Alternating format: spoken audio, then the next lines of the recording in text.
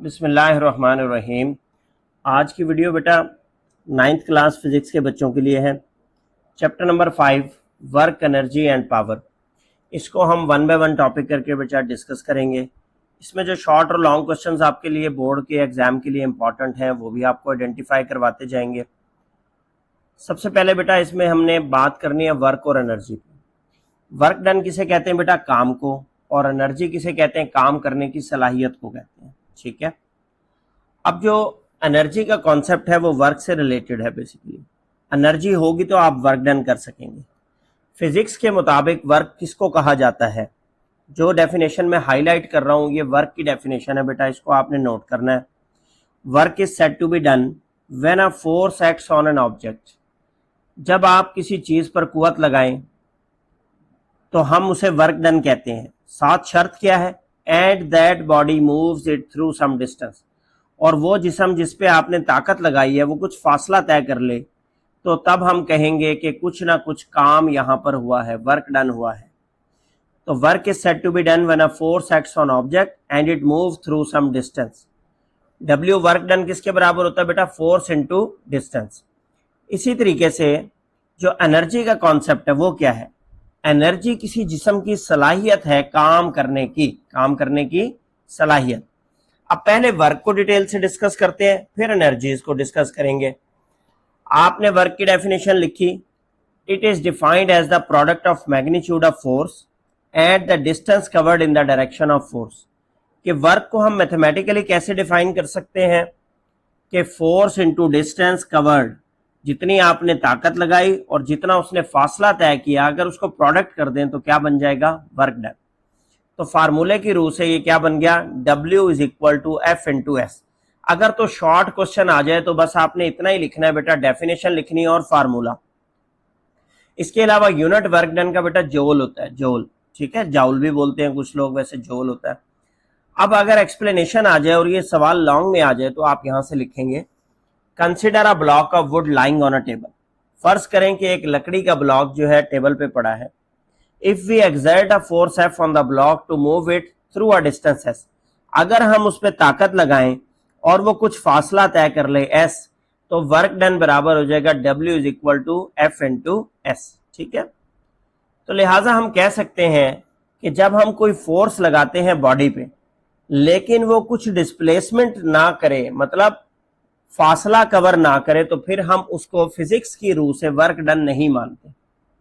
For example आपके सामने figure 5.4 में एक शख्स दीवार को धक्का लगा रहा है। A man is pushing hard a wall but the wall remain fixed in its place. लेकिन दीवार फासला तय नहीं कर रही, उसने अपनी जगह नहीं छोड़ी। इसका मतलब है the man is doing no work, ये कोई काम नहीं। फिजिक्स इसको काम नहीं मानती। क्यों नहीं मानती? जब आप फार्मूले में बेटा वैल्यू पुट करेंगे एस की 0, W is equal to F into S, S तो 0 है, डिस्प्लेसमेंट तो हुई नहीं, तो आपके वर्क डन की वैल्यू क्या हो जाएगी? 0। इसी तरीके से अगर फासला तय हो रहा है लेकिन फोर्स नहीं लग रही बॉडी पे, if a force acting on the body is 0 and the body is moving with uniform velocity, तो तब भी वर्क डन 0 होगा, because W is equal to F into S है। एफ की वैल्यू 0 पुट करेंगे तो ये क्या बन जाएगा आपके पास? 0। तो ये दोनों केसेस आप समझ लें, एक अगर डिस्प्लेसमेंट 0 है तब भी वर्क डन 0, अगर फोर्स 0 है तब भी वर्क डन 0 आएगा। इसके अलावा जब आप बेटा वर्क डन करते हैं और किसी चीज को खींचते हैं कुछ फासला तय करवाने के लिए, और आप फोर्स लगा रहे हैं किसी एंगल पे, एंगल थीटा इन्वॉल्व है, तो फिर आप वर्क डन को उसके कंपोनेंट को देखते हैं कि कौन सा कंपोनेंट जो है उसमें वर्क डन करवा रहा है, फोर्स का कॉस थीटा कंपोनेंट या sine theta component. For example figure 5.5 में अगर आप देखें तो आप इस नीचे वाले एरो को एक रेडी समझ, इस रेडी को यहां पर खड़ा शख्स इस फोर्स एफ से रस्सी से बांध के खींच रहा है। अब जब खींच रहा है तो उसके कंधे तक जो फासला डिस्टेंस बन रहा है वो कितना है? थीटा। ठीक है, तो work is done due to the component of force which is acting along the direction of motion. तो लिहाजा काम हो रहा है फोर्स के उस कंपोनेंट से जो कि डायरेक्शन ऑफ मोशन की तरफ है। अब डायरेक्शन ऑफ मोशन हॉरिजॉन्टल है, तो लिहाजा फोर्स का कंपोनेंट कौन सा काम कर रहा है? F cos theta. तो आपका फार्मूला बेटा क्या बन जाएगा, W is equal to F S cos theta. अब ये जो बेटा कॉस थीटा है, इस थीटा एंगल की बुनियाद पर आपके वर्क की मैक्सिमम वैल्यू भी, आपके वर्क की मिनिमम वैल्यू भी, आपके वर्क डन की जीरो वैल्यू भी कैलकुलेट की जा सकती है। थीटा जीरो पे बेटा अगर कॉस की वैल्यू निकालें तो वो आती है 1, और ये मैक्सिमम वैल्यू है कॉस कोसाइन ट्रिग्नोमेट्रिक फंक्शन की। कॉस जीरो पे 1, कॉस की वैल्यू कम से कम -1 और ज्यादा से ज्यादा 1 होती है। ये बाउंडेड फंक्शन है, आप अपने कैलकुलेटर पे चेक करके देखें, कॉस में डिफरेंट एंगल्स ट्राई करके देखें, 1 से बड़ी वैल्यू कभी नहीं आएगी। तो अगर मैक्सिमम वर्क डन हो तो कॉस किस पे काम करता है, 0 डिग्री एंगल पे। तो W is equal to F S into cos zero क्या आ गया, 1 is equal to F into S. ये मैक्सिमम वर्क डन की वैल्यू है, आप यहां पर हेडिंग दे लें मैक्सिमम वर्क डन की कंडीशन। फिर है बेटा आपके पास अगर थीटा 90 डिग्री हो, मतलब कि force perpendicular to the displacement लग रही है, तो cos 90 होता है 0। जब cos 90 0 होता है, आप फार्मूले में पुट करेंगे W is equal to F S into cos 90 0, तो एफ एस इंटू जीरो क्या आ गया, 0, तो वर्क डन 0 होगा। अगर आप फोर्स परपेंडिकुलर अप्लाई कर रहे हैं डिस्प्लेसमेंट के, तो लिहाजा आपका वर्क डन क्या कहलाएगा बेटा, 0 कहलाएगा। ओके हो गया, तो इस चीज को नोट कर लें। ये आपका वर्क का टॉपिक यहां कंप्लीट होता है। अब आ जाते हैं वर्क के ग्राफिकल मेथड पे। अगर हमें work done by using graph calculate करना हो तो कैसे करते हैं। तो पहले तो बेटा वर्क है फोर्स इंटू डिस्टेंस, तो इसका मतलब ग्राफ बनेगा इन दो क्वांटिटीज के दरमियान। डिस्टेंस को आप लेंगे एक्स एक्सिस पे और फोर्स को आप लेंगे किस पे, वाई एक्सिस पे।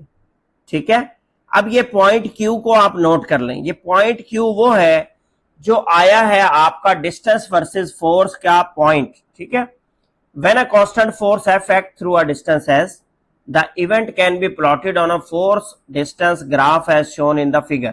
तो आपने पहले तो ये ग्राफ बना लेना है अपने पास। If the force and distance covered are in the same direction, the work done is F into S. तो F इंटू एस करें तो ये शेडेड एरिया जो है आपके पास, ग्रे जो शेडेड एरिया है, ये वर्क डन के बराबर है। तो इसके लिए आप क्या पॉइंट लिखेंगे, the shaded area in the figure is F cross S. Area under a force distance curve can be taken to represent the work done by that force.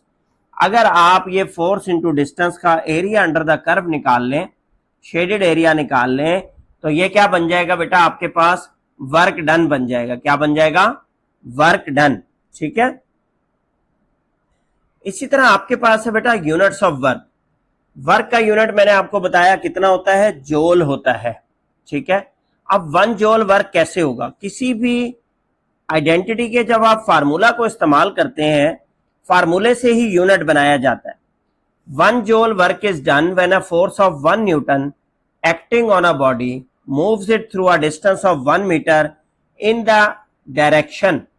अगर आप किसी जिस्म पर ताकत लगाते हैं, कितनी, 1 न्यूटन, और वो 1 मीटर का फासला तय करता है, तो इतने वर्क डन को 1 जोल वर्क डन कहते हैं। तो 1 joule is equal to 1 newton into 1 metre. 1 joule is equal to 1 newton metre. इसके जो बड़े यूनिट है, किलो जोल हो सकता है 10 की पावर 3 जोल, मेगा जोल हो सकता है 10 की पावर 6 जोल। अब नेक्स्ट हमारा टॉपिक है बेटा एनर्जी। ठीक है, एनर्जी किसी जिस्म के काम करने की सलाहियत को कहते हैं। Energy is the ability of a body to do work. हमारा जो जिस्म है, जैसे अगर हम अपनी बात करें इंसानों की, जब हम खाना खाते हैं तो वो एनर्जी स्टोर करता है, और जब हमें ज़रूरत पड़ती है काम करने की तो उसी एनर्जी को हम इस्तेमाल करते हैं। इसी तरह आपकी गाड़ी है, गाड़ी एनर्जी हासिल करती है फ्यूल बर्न करके।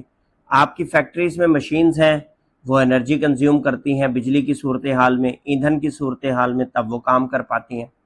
तो ability of a body to do work is called energy. ठीक है, यहां से आप एक डेफिनेशन लिखेंगे, energy of the body is defined as the ability of a body to do work. जब आप काम करते हैं एनर्जी खर्च होती है, एनर्जी ट्रांसफर होती है किसी और जिस्म में जिस पर आपने काम किया। तो एनर्जी एक जिस्म से दूसरे जिस्म में ट्रांसफर होती है जब आप वर्क डन करते हैं। For example, when you do work pushing a swing, जब आप एक झूला जो है पुश करते हैं, स्विंग करते हैं, आपने देखें बेटा अपने हाथों की एनर्जी को ट्रांसफर किया और वो किस में कन्वर्ट हो गई, मैकेनिकल एनर्जी में, जिसकी वजह से वो झूला जो है वहां से झूलना शुरू हो गया। इसी तरह केमिकल एनर्जी जो हमारी बॉडी में है वो ट्रांसफर हुई वहां पर। तो एनर्जी अपनी शक्ल बदलती रहती है और एनर्जी ही की वजह से हम काम कर पाते हैं। एनर्जी स्केलर क्वांटिटी है, इसका भी यूनिट क्या है, जूल है।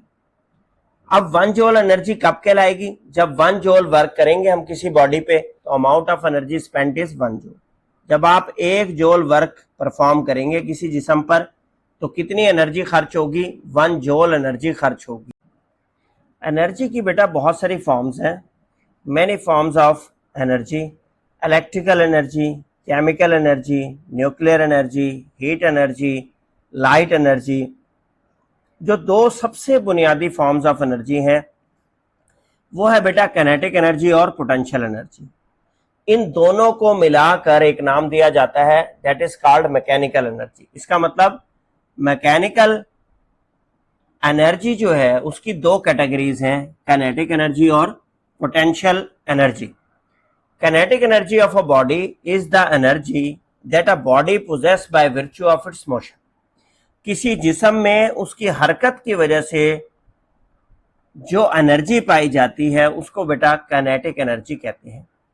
अब कितनी काइनेटिक एनर्जी पाई जाती है किसी जिस्म में हरकत की वजह से, इसको कैसे फाइंड आउट करते हैं, उसके लिए बेटा फार्मूला है वर्क डन के बराबर।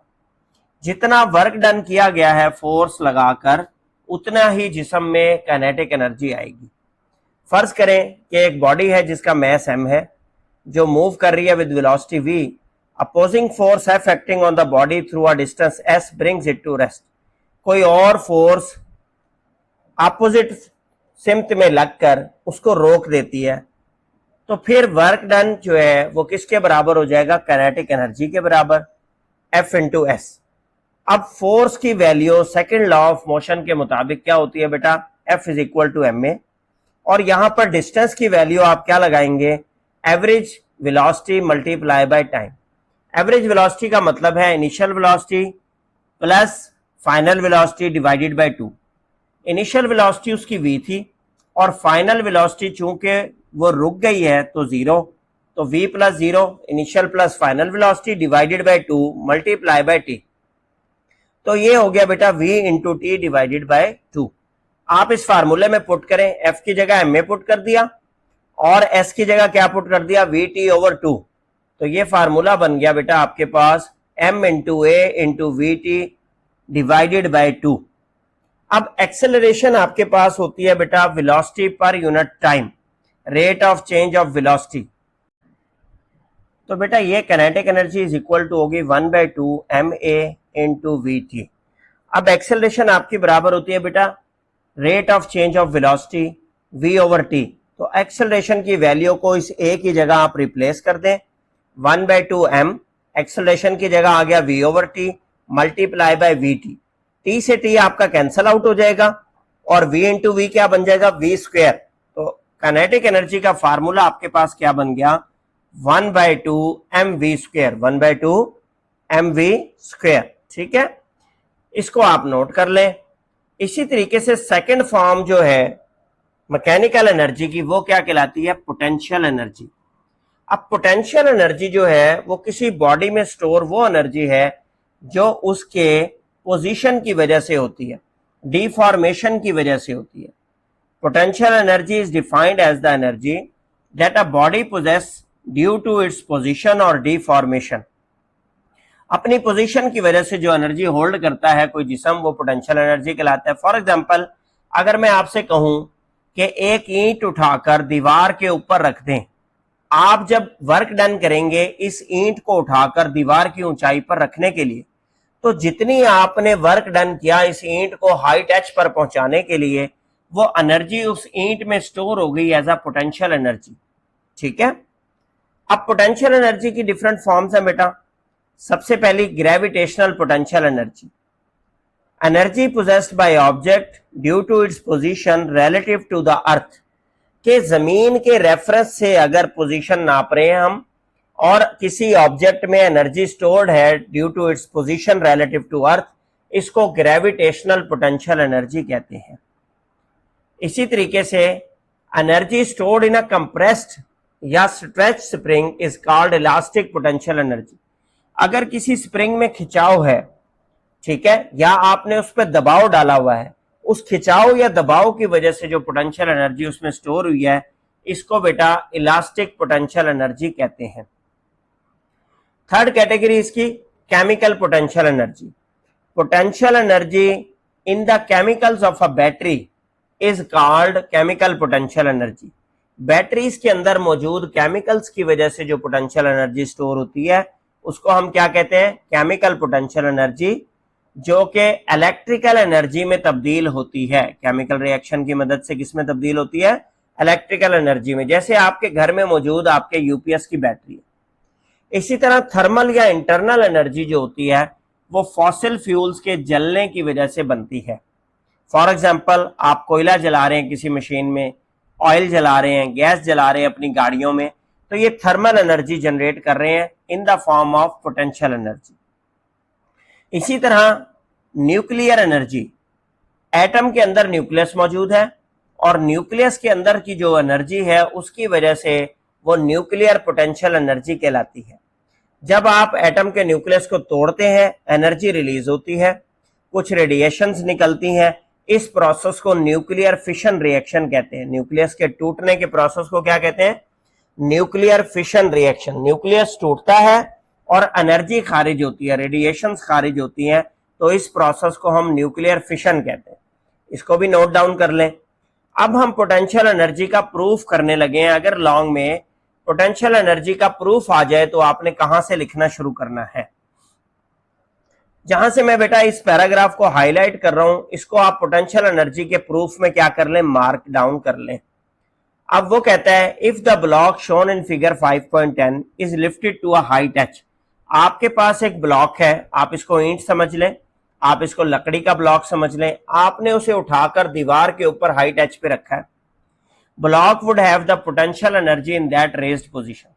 तो इसकी वो उस ऊंचाई पर जाने की वजह से इसके अंदर पोटेंशियल एनर्जी स्टोर हो गई। It has the ability to do work whenever it is allowed to fall. जब भी आप इसे ऊपर से नीचे गिरने की इजाजत देंगे तो इसके अंदर ये सलाहियत मौजूद है कि वो अपनी पोटेंशियल एनर्जी को वर्क डन में कन्वर्ट कर लेगी। ठीक है, अब कितनी पोटेंशियल एनर्जी उसमें स्टोर होगी? जितना आपने वर्क डन किया है इसको ऊपर उठाने के लिए। तो लिहाजा आप लिखेंगे potential energy EP is equal to work done to put the block in the elevated position. Elevated position से क्या मुराद है बेटा? ऊंचाई वाली पोजीशन। अब कितनी फोर्स आपने लगाई थी? जब आप किसी चीज को ऊंचाई पर उठाकर रखते हैं तो आपको ताकत लगानी पड़ती है उसके वेट के बराबर। तो फोर्स इज इक्वल टू क्या होगी बेटा? वेट। और वेट का फार्मूला होता है W is equal to mg। अच्छा, W का formula F into S। Force weight हो गई तो वेट बराबर है mg, वो आप रिप्लेस कर देंगे। और डिस्टेंस यहां पर किस सूरत हाल में आ रहा है? हाइट की फॉर्म में, तो S को आप बदल देंगे H से। तो लिहाजा पोटेंशियल एनर्जी का फार्मूला आपके पास क्या बन जाएगा बेटा? Potential energy is equal to mgh। इसी तरह यहां पर एक एग्जांपल लिखी गई है ग्रेविटेशनल पोटेंशियल एनर्जी की, वाटरफॉल। अब ऊपर से पानी नीचे गिर रहा है जमीन की तरफ आबशार से, तो water at the top of the fall has the potential energy. ऊंचाई पर ये जो पानी था इसके अंदर कौन सी एनर्जी पाई जा रही थी? Potential energy. जब ये ऊपर से नीचे गिरता है, आप नीचे टरबाइंस लगाते हैं बिजली पैदा करने के लिए, ये उन टरबाइंस को घुमाता है, आप बिजली पैदा करते हैं और अपने सिस्टम में शामिल करते हैं, ग्रिड में। ठीक है, तो आप ग्रेविटेशनल पोटेंशियल एनर्जी को इस्तेमाल कर सकते हैं अपने फायदे के लिए। नेक्स्ट टॉपिक है बेटा law of conservation of energy. अब कंजर्वेशन का मतलब होता है बेटे तहफ्फुज। कंजर्वेशन ऑफ एनर्जी का क्या मतलब है कि एनर्जी कांट बी क्रिएटेड और डिस्ट्रॉयड। ना एनर्जी बनाई जा सकती है, ना एनर्जी खत्म की जा सकती। क्या मतलब है इसका? एनर्जी एक शक्ल से दूसरी शक्ल में ट्रांसफॉर्म होती है। बेसिकली एक जिस्म से दूसरे जिस्म में, एक शक्ल से दूसरे शक्ल में तब्दील होती रहती है। लेकिन आप कहें कि मुझे एनर्जी प्रोड्यूस करनी है अलग से, तो it can't be created. Energy खत्म करनी है, इट कांट बी डिस्ट्रॉयड। तो लिहाजा law of conservation of energy आपको ये कहता है कि energy can't be created nor be destroyed it may be transformed from one form to another, एक शक्ल से दूसरी शक्ल में एनर्जी को कन्वर्ट किया जा सकता है, but total amount of energy never change, लेकिन अमाउंट ऑफ एनर्जी चेंज नहीं होती। अब आप इसकी एग्जांपल करके देखें, अपने दोनों हाथों को इस तरीके से रब करें, जोर जोर से रगड़ें 1 मिनट के लिए, आपके हाथों में से energy in the form of heat निकलेगी। ये वो एनर्जी है जो आपकी बॉडी के अंदर पहले से सेव है, आपने उसको हीट एनर्जी में कन्वर्ट कर दिया। ये हीट एनर्जी आपने कहीं से पैदा नहीं की, बल्कि अपनी मैकेनिकल एनर्जी को कन्वर्ट किया किसमें, हीट एनर्जी में। Total amount of energy never changes. अब इसके प्रूफ के लिए बेटा आपको ये जो डायग्राम है इसको समझने की जरूरत है। अगर तो शॉर्ट क्वेश्चन में आए तो जितना कुछ ब्लू बॉक्स में, ये येलो बॉक्स में लिखा हुआ है, आप सिर्फ इतना ही लिखते हैं। अगर ये आ जाए लॉन्ग क्वेश्चन में तो फिर आप इसके साथ प्रूफ भी शामिल करेंगे, वो मैं आपको समझाता हूं। कहते हैं during energy transfer process some energy seems to be lost and not accounted for in calculation. Energy transfer के प्रोसेस में कुछ एनर्जी जाया होती है और वो कैलकुलेशन में नहीं गिनी जाती। क्यों ये एनर्जी लॉस होती है? वर्क डन जब आप करते हैं बिटवीन द मूविंग पार्ट्स तो फ्रिक्शन मौजूद होती है, रगड़ की कुवत मौजूद होती है, वो फ्रिक्शन आपकी एनर्जी को जाया करती है, आपकी एनर्जी को जाया करती है in the form of heat, in the form of sound हो सकता है, in the form of any pollution gases हो सकता है, वो एनर्जी आपकी जाया होगी। This energy does not remain available for doing useful work, तो वो वाली एनर्जी आपके काम नहीं आ सकी, उसको आप वेस्ट एनर्जी कहते हैं। क्या कहते हैं? वेस्ट एनर्जी कहते हैं। तो ये जो एनर्जी प्रोसेस, कन्वर्जेशन प्रोसेस है, इसको हम इस एग्जांपल से समझने की कोशिश करते हैं। देखिए एक ऑब्जेक्ट है जो कि किस पर है, पॉइंट ए पे रेस्ट पोजीशन में है, तो हम लिखते हैं let a body of mass m be at rest at point A above the height h। Total height ground से सी पॉइंट ग्राउंड है और ए पॉइंट हाइट h है, तो यहां से लेकर ए पॉइंट तक कितनी हाइट है बेटा? टोटल h हाइट है। It's total energy is potential energy is mgh। तो ए पॉइंट पर उसके अंदर जितनी एनर्जी स्टोर है वो कितनी है? mgh, और कैनेटिक एनर्जी उसकी 0 है। कैनेटिक एनर्जी कितनी है? 0। अब हमने उसे पॉइंट ए से गिरने दिया, कहां तक? पॉइंट बी तक। सी से लेकर बी पॉइंट तक की जो हाइट है वो कितनी है? x, और टोटल हाइट कितनी थी ए तक? h। तो लिहाजा अब h माइनस x हाइट तक वो गिरा है नीचे, तो body is allowed to drop to point B at a height x from the ground. Body lose potential energy, उसकी पोटेंशियल एनर्जी कन्वर्ट हुई किसमें? काइनेटिक एनर्जी में, and it gets the speed while falling down, उसकी speed हुई। Assuming air resistance negligible, हम समझ रहे हैं कि हवा की कोई रगड़ वहां मौजूद नहीं थी, कोई रेजिस्टेंस मौजूद नहीं थी, लिहाजा पोटेंशियल एनर्जी mgh की बजाय अब किसके बराबर हो गई? mg into h minus x. और अगर यहां पर पोटेंशियल एनर्जी जो लॉस हुई है वो किस में कन्वर्ट हुई है? कैनेटिक एनर्जी में। तो कैनेटिक एनर्जी की वैल्यू निकालें तो वो होती है किसके बराबर? mgx के बराबर। ठीक है, अब इन दोनों को ऐड करते हैं, टोटल एनर्जी निकालते हैं at point B, potential energy plus kinetic energy. तो आपने लिखा mg into H minus X plus mgx, तो ये खुलेगा बेटा mgh minus mgx plus mgx, plus का mgx माइनस mgx से कैंसल आउट हो जाएगा और ये रह जाएगा mgh। तो अगर मैं थोड़ा सा स्क्रीन को ऊपर करूं तो देखें फर्स्ट पॉइंट पर, ए पॉइंट पे कितनी एनर्जी थी? वो भी तो mgh थी, तो पॉइंट बी पे भी कितनी आ गई है? mgh आ गई। अब आपने उस जिस्म को पॉइंट बी से सी की तरफ मजीद गिरने दिया, ठीक है, just before hitting the ground at point C, whole potential energy will be converted into kinetic energy. उसकी तमाम पोटेंशियल एनर्जी कन्वर्ट हो जाएगी किसमें? काइनेटिक एनर्जी में। तो पोटेंशियल एनर्जी 0 हो जाएगी और काइनेटिक एनर्जी कितनी हो जाएगी? mgh। टोटल आप ऐड करेंगे, potential plus kinetic, 0 plus mgh क्या हो जाएगी? mgh।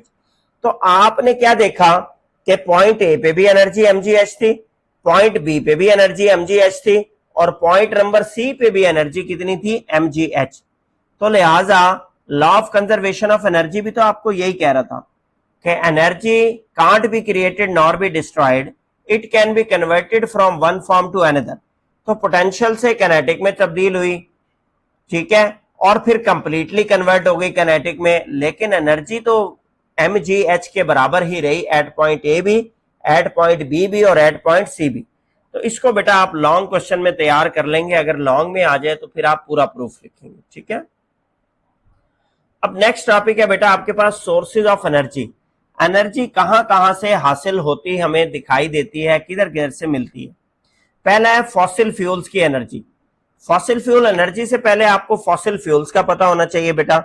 ऐसा ईंधन जो फॉसिल से बना है, बट आर फॉसिल्स, जानवरों की बाकियात, पौधों की बाकियात, जो कि जमीन में दफन कर दी गई हजारों सालों पहले, जमीन की गर्माइश ने उनको कन्वर्ट कर दिया कोयले में, गैस में, ऑयल में, इस तरह के ईंधन को फॉसिल फ्यूल कहते हैं। तो वो लिखता है fossil fuel energy comes out from burning of oil, कि अगर आप उस तेल को जलाएंगे, उस कोयले को जलाएंगे, उस कुदरती गैस को जलाएंगे, तो इस एनर्जी को हम क्या कहेंगे, फॉसिल फ्यूल एनर्जी कहेंगे। And these materials are known as fossil fuels, और ये तेल, कोयला और गैस क्या कहलाते हैं, फॉसिल फ्यूल कहलाते हैं। Burning of this fuel give out heat which is used to generate steam. जब आप ये ईंधन जलाते हैं तो उससे क्या निकलती है, गर्माइश निकलती है, हीट निकलती है, स्टीम निकलती है, जिसकी मदद से हम जनरेटर चलाते हैं, स्टीम इंजन जनरेटर जिसे हम कहते हैं, टरबाइन कहते हैं। उस टरबाइन की मदद से हम बिजली पैदा करते हैं, ठीक है। इसकी आपको डायग्राम भी नीचे दिखाई गई है, आप देखें कि यहां से कोयला सप्लाई किया जा रहा है, भट्टी में डाला जा रहा है, भट्टी जल रही है, भट्टी के जलने से स्टीम पैदा हो रही है। इन पाइप्स के अंदर जो स्टीम है, ये स्टीम इन पाइप्स के अंदर होती हुई इस टरबाइन तक पहुंची, टरबाइन को उसने घुमाया, उससे बिजली जनरेट हुई, और वो जो बिजली जनरेट हुई वो ट्रांसमिशन लाइंस के जरिए आपके घरों तक पहुंचाई गई, ठीक है। नेक्स्ट है बेटा आपके पास हाइड्रो इलेक्ट्रिक जनरेशन। हाइड्रो का वर्ड हमेशा इस्तेमाल होगा पानी के लिए। हाइड्रो इलेक्ट्रिक का मतलब पानी से बनाने वाली बिजली। कैसे बनाई जाती है? Hydro electric generation is the electricity generated from the power of falling water. पानी को आपका रिजर्वायर किसी ऊंची जगह पर रखा जाता है और वहां से पानी को गिराया जाता है। जब वहां से आप पानी को गिराते हैं तो नीचे जमीन में आपके पास टरबाइन लगी हुई।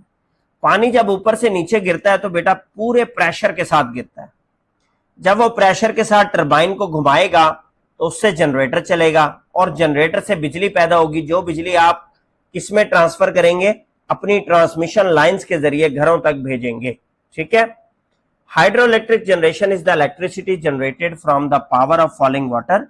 पानी के गिरने से ये बिजली पैदा की जाती है। Water in a high lake और reservoir possess gravitational potential energy stored in it. जब आप एक ऊंचे रिजर्वायर में पानी को स्टोर करेंगे तो उसके अंदर एनर्जी स्टोर हो जाती है, किस फॉर्म में? ग्रेविटेशनल पोटेंशियल एनर्जी की फॉर्म में। When water is allowed to fall from height, जब आप उस पानी को ऊपर से गिराएंगे ऊंचाई से, potential energy is change into kinetic energy. तो पोटेंशियल एनर्जी कन्वर्ट होगी बेटा किसमें? काइनेटिक एनर्जी में। Tunnels are made for water to flow from the reservoir to a lower place. तो टनल्स बनाई जाती हैं, सुरंगें बनाई जाती हैं, मोटे मोटे पाइप लगाए जाते हैं ऊपर से नीचे तक पानी को गिराने के लिए।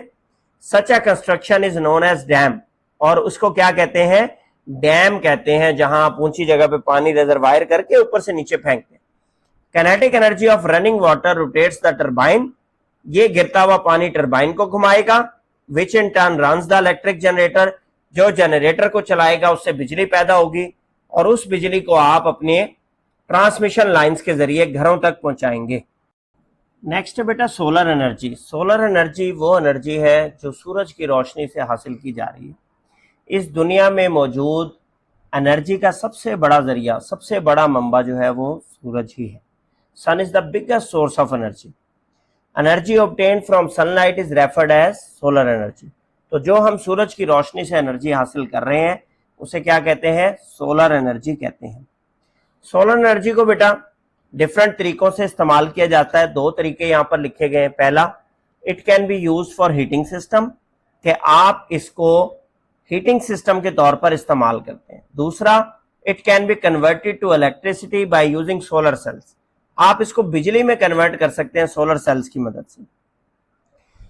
एक तरीका उसने लिखा है, solar panel absorb heat of the sun. कि सोलर पैनल्स की मदद से आप सूरज की रोशनी जज़ब करते हैं। They consist of large metal plates which are painted black, और बड़ी बड़ी मेटल प्लेट्स होती हैं जो कि ब्लैक कलर पे रन की हुई है। Heat can be use for warming houses और रनिंग वाटर हीटिंग सिस्टम। इसके अलावा इस हीट को आप इस्तेमाल कर सकते हैं, मुख्तलिफ मुल्कों में इस्तेमाल किया जा रहा है घरों को गर्माइश देने के लिए, घरों के हीटर, घरों के वाटर गीजर चलाने के लिए। If solar radiation is concentrated to a small surface area by using large reflector, reasonably high temperature can be achieved.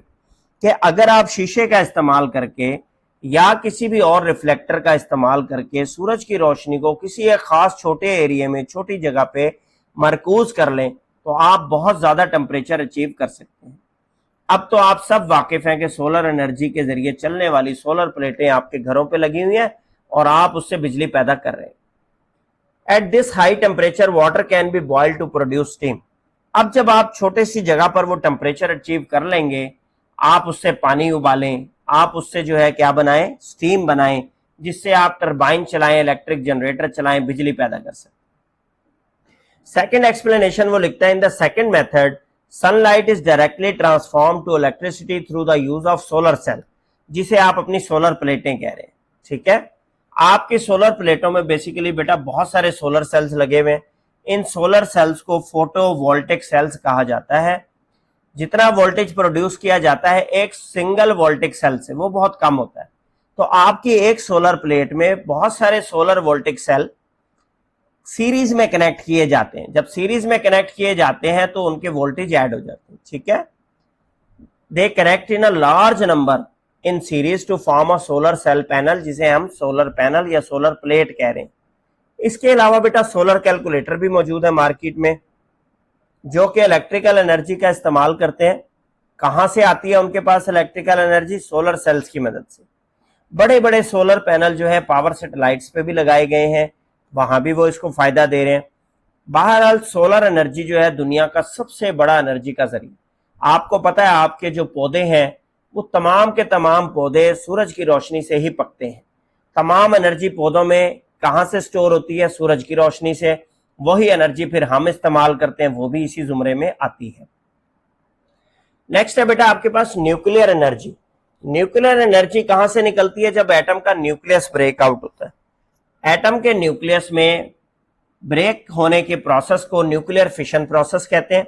जब आप एटम के न्यूक्लियस को तोड़ते हैं तो उसमें से शुआएं निकलती हैं, रेडिएशंस निकलती हैं। ठीक है, nuclear power station make use of nuclear fuel such as uranium and plutonium.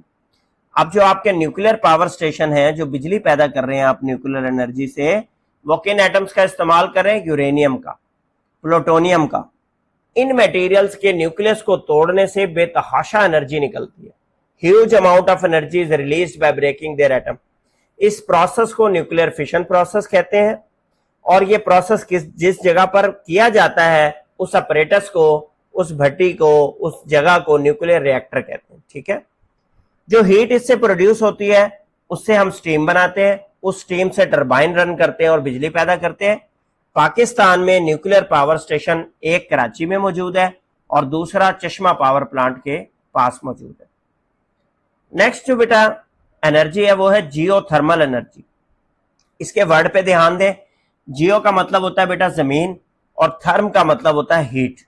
इसका मतलब जमीन की गर्माइश को इस्तेमाल करना है। आपकी दुनिया में बहुत सारे हिस्से ऐसे हैं जहां पर जेरे जमीन हॉट रॉक्स मौजूद है, मोल्टन फॉर्म में मौजूद है, गर्माइश है, लावा है। ये जो गर्म हिस्सा मौजूद है जेरे जमीन सेमी मोल्टन फॉर्म में, इससे बेटा हम फायदा उठाते हैं।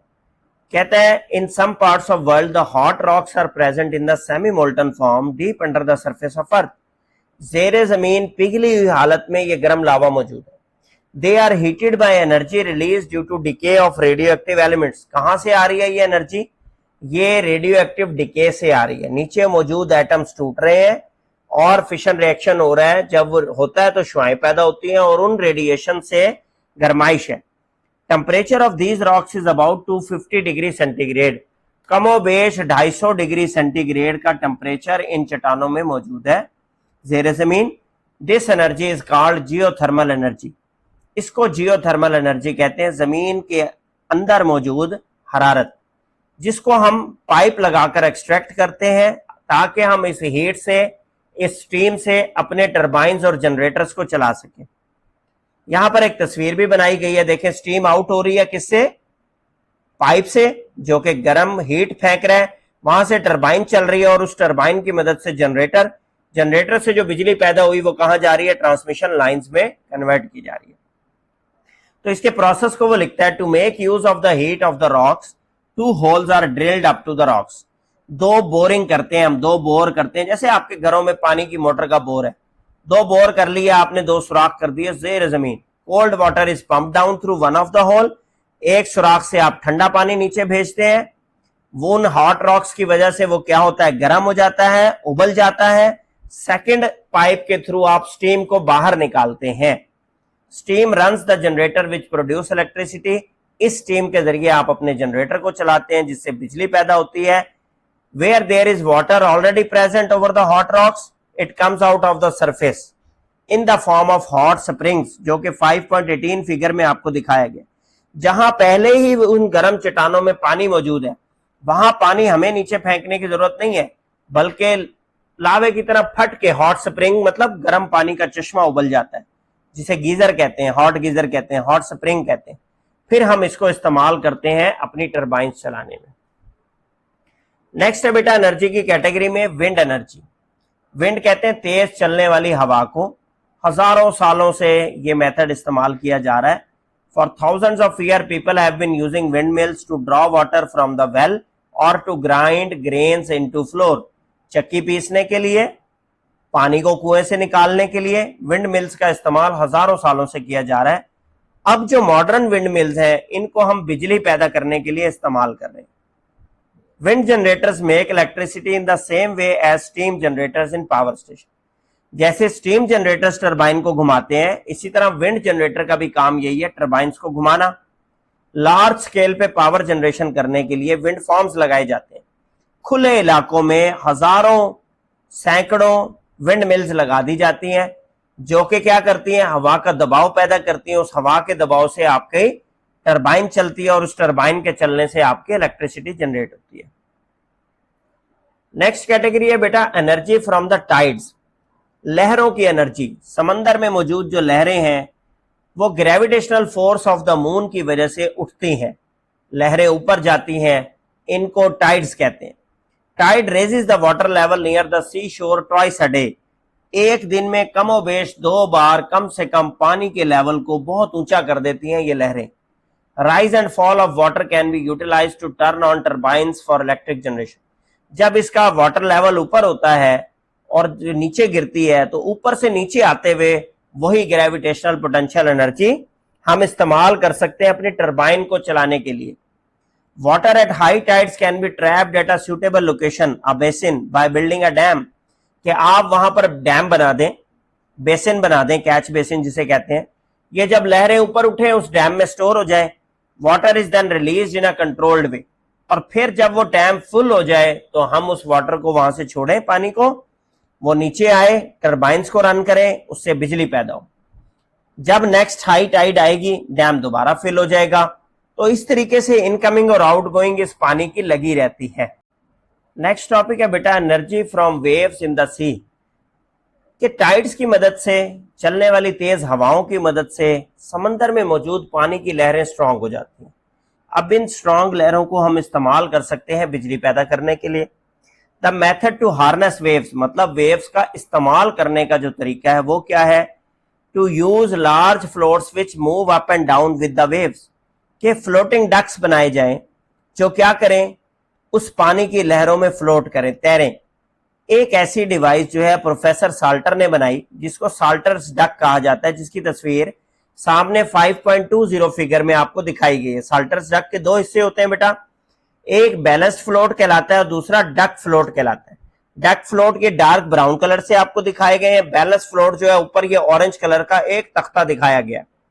Energy of the water wave causes duck float to move relative to the balance float. कि ये डक फ्लोट उस बैलेंस फ्लोट के रिलेशन से मूव करता है अप एंड डाउन। इस रिलेटिव मोशन की मदद से हम क्या करते हैं, लहरों को मजीद स्ट्रॉन्ग करते हैं और इलेक्ट्रिसिटी जनरेटर्स को रन करते हैं, जिससे हम बिजली पैदा कर सकते हैं। नेक्स्ट आपके पास एक मेथड है बेटा बायोफ्यूल एनर्जी। बायो कहते हैं जानदार को, जिंदगी को, energy which is obtained from the biomass, जानदारों से हासिल होने वाली एनर्जी को बायो एनर्जी कहते हैं, बायोफ्यूल एनर्जी कहते हैं।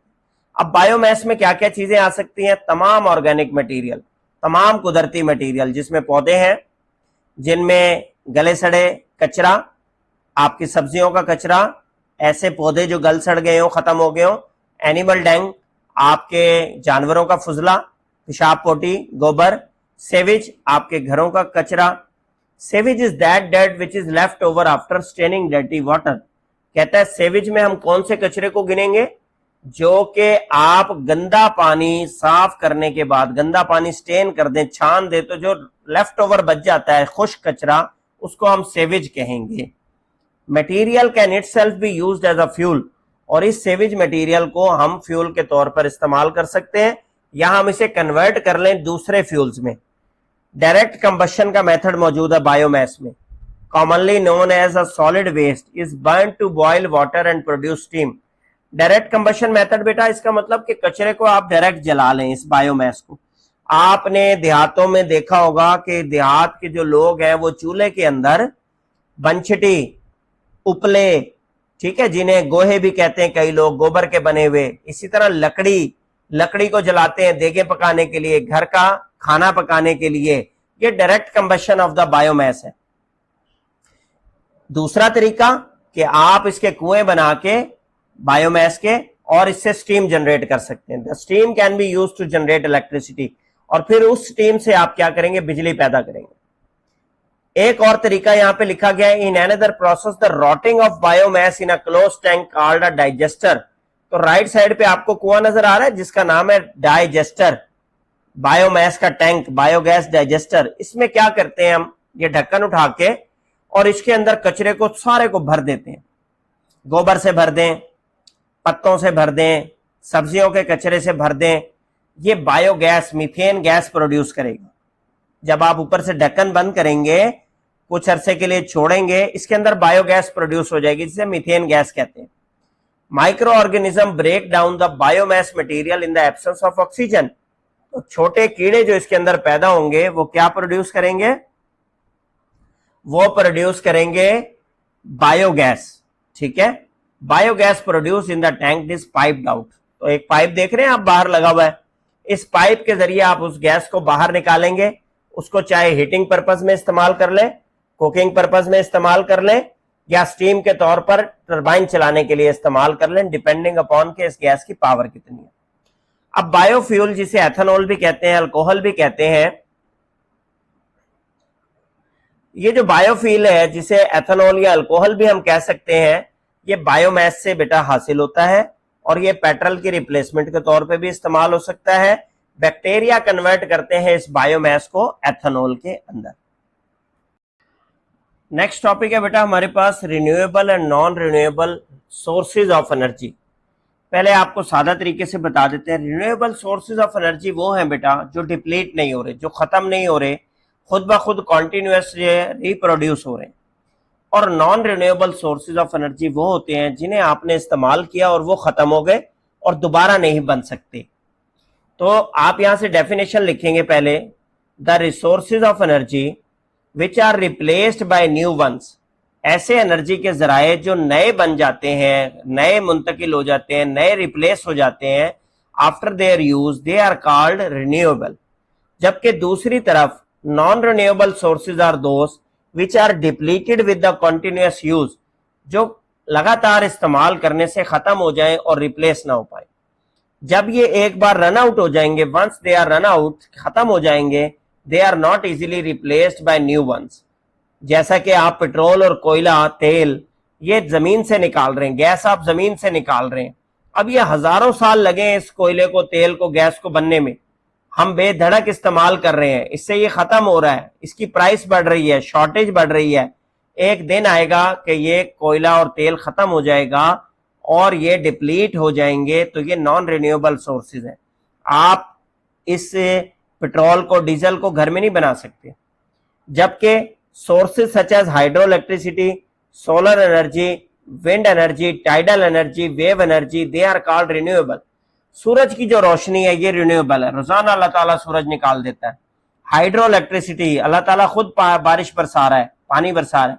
विंड एनर्जी, अल्लाह हवाएं चला रहा है। टाइडल एनर्जी, अल्लाह ताला मून की आपके चांद की कशिश की वजह से, मून की कशिश की वजह से क्या कर रहा है, लहरों को उठा रहा है, टाइड्स पैदा करवा रहा है। जियोथर्मल एनर्जी, जमीन के नीचे अल्लाह ताला ने खुद ये गर्माइश रखी है, ये खुद ब खुद रिप्लेस हो रहे हैं न्यू वन से, ठीक है।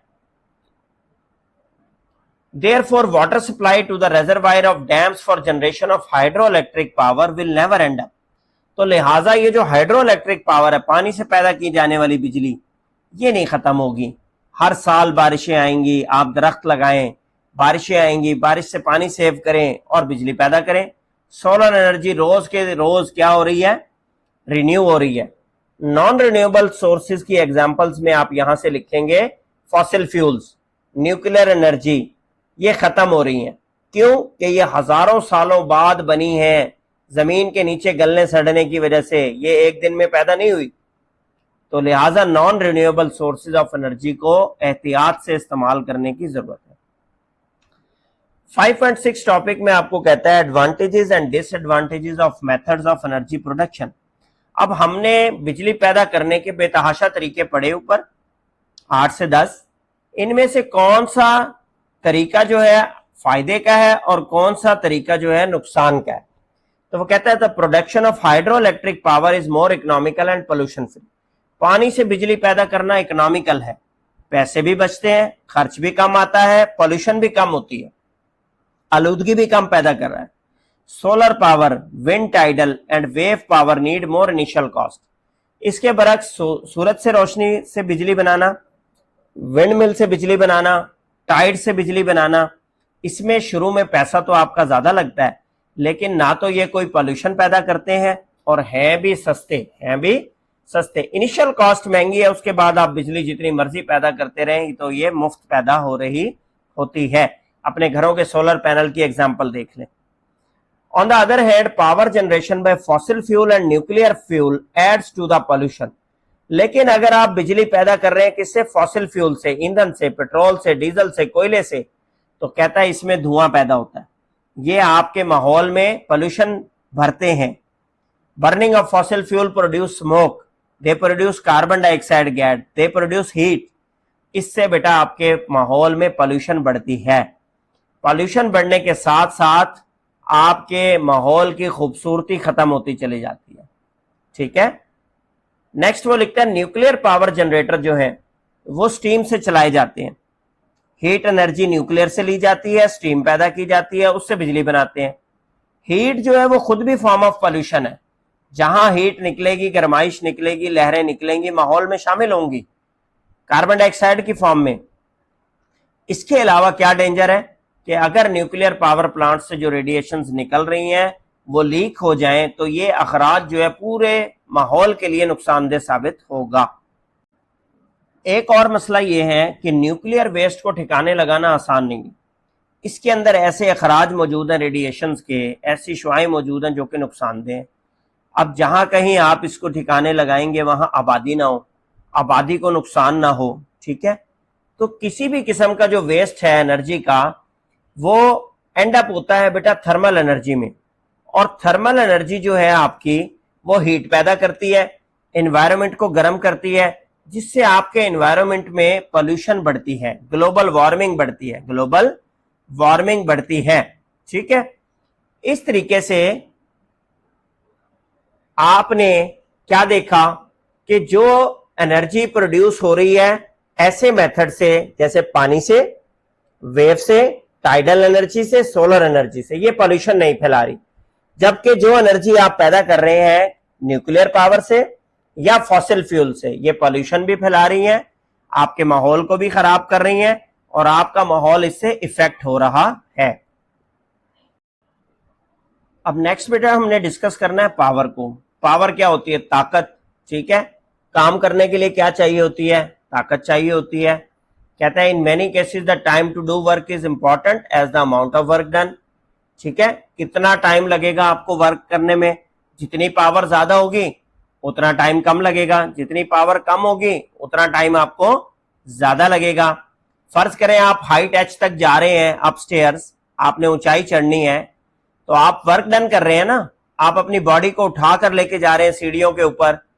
रन अप करके जाएंगे जल्दी पहुंच जाएंगे, चल के जाएंगे देर से पहुंचेंगे। जो रन अप करके जाएगा उसको पावर कितनी चाहिए होगी? ज्यादा चाहिए होगी। जो चल के जाएगा उसको पावर कितनी चाहिए होगी? कम चाहिए होगी। इसी तरह अगर आप जमीन से पानी खींचने के लिए मोटर लगाते हैं अपने घर में बोर करके, अगर आपकी मोटर की पावर कम है तो आपका जो पानी का टैंक है वो ज्यादा देर में भरेगा। अगर आपके मोटर की पावर ज्यादा है तो आपका पानी का टैंक जल्दी भर जाएगा। ठीक है, तो पावर की डेफिनेशन आप क्या लिखेंगे बेटा? Power is defined as the time rate of doing work with respect to time, आप कितना वर्क डन कर रहे हैं। ठीक है, with respect to time, with respect to time का मतलब है कितने वक्त में कितना वर्क डन कर रहे हैं, that is called power. Mathematically power is equal to work done divided by time, और वर्क के लिए बेटा कैपिटल डब्ल्यू का इस्तेमाल करना है, स्मॉल डब्ल्यू का इस्तेमाल वेट के लिए किया जाता है। तो यहां पर आपने ये जहन में रखना है, जब हमने पोटेंशियल एनर्जी का प्रूफ किया वहां भी हमने डब्ल्यू का इस्तेमाल किया था, लेकिन वो वेट था, स्मॉल डब्ल्यू का इस्तेमाल करना है। वर्क डन के लिए कैपिटल डब्ल्यू का इस्तेमाल करना है, तो वर्क डन के लिए capital W divided by time के लिए क्या आ गया? Small T. Power is equal to work done divided by time T. किसी भी एजेंसी या बॉडी की जो पावर है उसको हम यूं भी कह सकते हैं एनर्जी ट्रांसफर्ड पर यूनिट टाइम, कि विद रिस्पेक्ट टू टाइम कितनी एनर्जी ट्रांसफर की उसने। यूनिट क्या है बेटे पावर का? पावर का यूनिट है वॉट। अब 1 वॉट कितनी पावर को कहते हैं? अगर 1 जूल वर्क डन किया जाए कितने सेकंड में? 1 सेकंड में, तो इतनी पावर को 1 वॉट कहेंगे। तो 1 वॉट की डेफिनेशन क्या आ जाएगी? 1 what is the work done at the rate of 1 joule पर सेकेंड। 1 सेकंड में अगर आप 1 जूल काम करते हैं तो इतने वर्क को क्या कहते हैं, इतनी पावर को क्या कहते हैं? 1 वॉट कहते हैं, 1 जूल पर सेकेंड। इसके बिगर यूनिट में बेटा किलो वॉट होगा तो 1000 वॉट 10 की पावर 3, मेगा वॉट होगा तो 1000 वॉट 10 की पावर 6 वॉट। अगर हॉर्स पावर होगा, इसको याद कर लें, ब्रिटिश इंजीनियरिंग सिस्टम में हॉर्स पावर का इस्तेमाल किया जाता था, एचपी। हमारी भी अक्सर मोटरों पे लिखा हुआ आता है ये, ठीक है, पानी की मोटरें वगैरह की कितने हॉर्स पावर की। 1 हॉर्स पावर बेटा बराबर होती है 746 वॉट, 746 वॉट। इसी तरह आप घर में जो इलेक्ट्रिकल अप्लायंसेस इस्तेमाल करते हैं उनकी भी एवरेज पावर होती है। जैसे एनर्जी सेवर आप इस्तेमाल करते हैं, देखें अब तो 10 वॉट का भी आ रहा है, 12 वॉट का भी आ रहा है, 20 वॉट का भी आ रहा है। ट्यूब लाइट थी 40 वॉट की पहले आया करती थी, 60 वॉट की भी आती थी। इलेक्ट्रिक फैन 80 वॉट का भी है, अब उससे कम वाले भी आ गए, बल्ब, टीवी, वॉशिंग मशीन। तो ये आप एमसीक्यूज के लिए एवरेज पावर इन वॉट्स लिख लेंगे क्योंकि आपके बुक में मौजूद है। वैसे इनकी रेटेज जो है वो डिफरेंट हो सकती है, डिफरेंट रेटिंग के मौजूद है मार्केट में। ठीक है, 5.8 टॉपिक है बेटा एफिशिएंसी क्या होती है। एफिशिएंसी हम अक्सर कहते हैं हाँ भाई कितनी एफिशिएंसी है आपकी। एफिशिएंसी से मुराद कि यूजफुल एनर्जी कितनी है आपके पास, यूजफुल आउटपुट एनर्जी कितनी है। इनपुट एनर्जी तो आपने बहुत सारी लगाई, कितना एफिशिएंट रहा हमारा सिस्टम, मतलब उस इनपुट लगाने से आउटपुट कितनी ज्यादा आई। अगर इनपुट और आउटपुट दोनों बराबर हो जाएं, जितनी इनपुट लगाई है उतनी आउटपुट आई है, तो फिर तो हम उसे कहेंगे कि ये मशीन 100% एफिशिएंट है। लेकिन बेटा 100% एफिशिएंट मशीन कोई भी मार्केट में मौजूद नहीं होती, ना ही है, ना ही बन पाएगी। ऐसी मशीन को आइडियल मशीन कहते हैं, ये राइट साइड पे लिखा हुआ है, a machine whose output is equal to input is called ideal machine. और उसकी एफिशिएंसी कितने परसेंट होती है? 100% होती है। कितनी एफिशिएंसी होती है? 100%। तो एफिशिएंसी किसी वर्किंग सिस्टम की हमें क्या बताती है कि एनर्जी जो हमने एज ए इनपुट प्रोवाइड की किसी सिस्टम को, सिस्टम ने उसको कितनी यूजफुल आउटपुट एनर्जी में कन्वर्ट किया। तो लिहाजा डेफिनेशन के तौर पे आप क्या याद करेंगे? The ratio of useful output energy and the total input energy is called the efficiency of a working system. कि अगर आप आउटपुट और इनपुट की एनर्जी की टर्म्स में क्या ले लें, रेशियो ले लें, तो ये क्या कहलाएगा आपके पास? एफिशिएंसी। फार्मूला लिख दिया हमने, efficiency is equal to useful output energy divided by total input energy. अब एफिशिएंसी को मोस्टली बेटा परसेंटेज में शो किया जाता है। जब आपने एफिशिएंसी को परसेंटेज में शो करना होगा तो आप इसी फार्मूले को मल्टीप्लाई कर देंगे 100 से और साथ साइन कौन सा लगा देंगे, परसेंटेज का, जो आपकी बुक में नहीं लगा हुआ। यहां पर आपने 100 के बाद क्या लगाना है, परसेंटेज का साइन लगाना है। Percentage efficiency useful output energy divided by total input energy multiply by 100%। ठीक है, तो इस तरीके से आप परसेंटेज में शो करवा सकते हैं। किसी भी कन्वर्जन ऑफ एनर्जी में जब एनर्जी एक फॉर्म से दूसरी फॉर्म में कन्वर्ट होती है, मशीन चलती है, तो एनर्जी लॉस जरूर होती है बेटा। हीट की फॉर्म में हो सकता है, साउंड की फॉर्म में हो सकता है, वो कोई पॉल्यूशन जनरेट कर रही हो। कोई भी ऐसी डिवाइस आज तक नहीं बनी जो 100% एफिशिएंट हो। आइडियल मशीनें मार्केट में मौजूद नहीं है। ये एक सिर्फ कॉन्सेप्ट है कि आइडियल मशीन वो होगी जिसकी इनपुट एनर्जी भी 100% हो और आउटपुट एनर्जी भी कितनी हो, 100% हो। एक और कॉन्सेप्ट है परपेचुअल एनर्जी मशीन। क्या होती है परपेचुअल एनर्जी मशीन? पहला वर्ड ही उसने लिखा, it is a hypothetical machine. Hypothetical machine का मतलब फर्जी मशीन, ये मफरूजा है, ऐसी मशीन होती नहीं है। That can do work indefinitely without any external source of energy, जो सारी जिंदगी काम करती रहे, इनडेफिनेटली काम करती रहे, कभी रुके ही ना, उसको रेस्ट की जरूरत ही ना पड़े, ऐसा कोई मशीन नहीं है बेटा। मशीन हीट अप हो जाती है, मशीन के जो पार्ट्स हैं वो वियर एंड टियर होते हैं, मशीन ने टूटना फूटना है, मशीन ने गर्म होके खराब जरूर होना है, उसको एक्सटर्नल सोर्स ऑफ एनर्जी चाहिए। तो परपेचुअल मशीन जो है वो एक ऐसी फर्जी मशीन है that can do work indefinitely, जो काम करती ही चली जाएगी without any external source of energy, बगैर किसी और सोर्स से एनर्जी हासिल किए।